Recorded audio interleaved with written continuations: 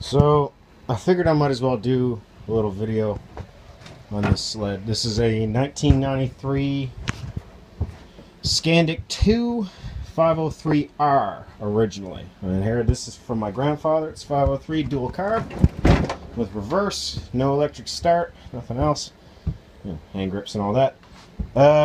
He used it for many years hauling wood, and then passed it on to me, and I've just been slowly rebuilding it and putting new bearings in and fixing the shafts.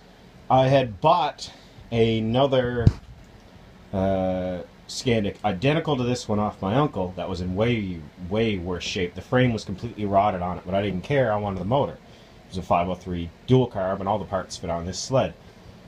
The only difference between the two sleds, aside from the wraparound bumper, was the suspension. The suspension on the other sled was a super long.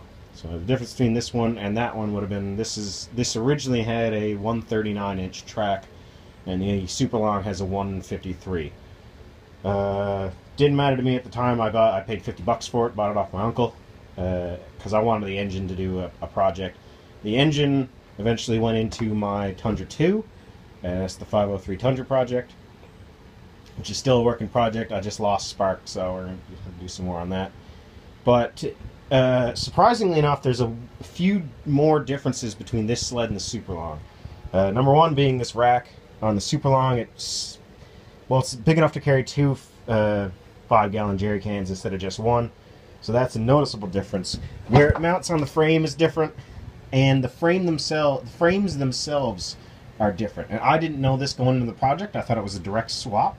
So when I actually swapped it in, I didn't get any suspension travel, because there was a part of the suspension that's supposed to curve like this, and it was forward. I couldn't figure out why until I actually went out and measured. And it turns out that where it mounts on the slide, normally it would mount right here.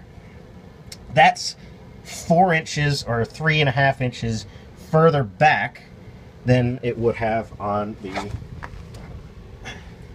regular long track slide, give or take. About right here.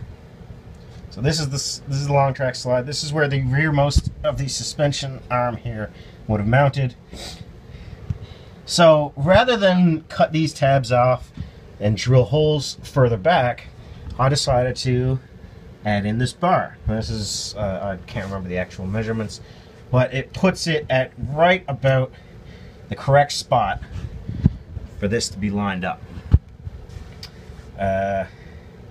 Bolted on, and this way, if I ever want to go back to putting it a regular long track, this is a kind of a family heirloom kind of thing, so I didn't want to drill holes in it. But this way I can put it back. So the only modification I made, you can see here, is just a piece of flat bar. I think it's 1/4 inch by 1.5, and I just drilled holes in it. I intended on putting a few more bolts, but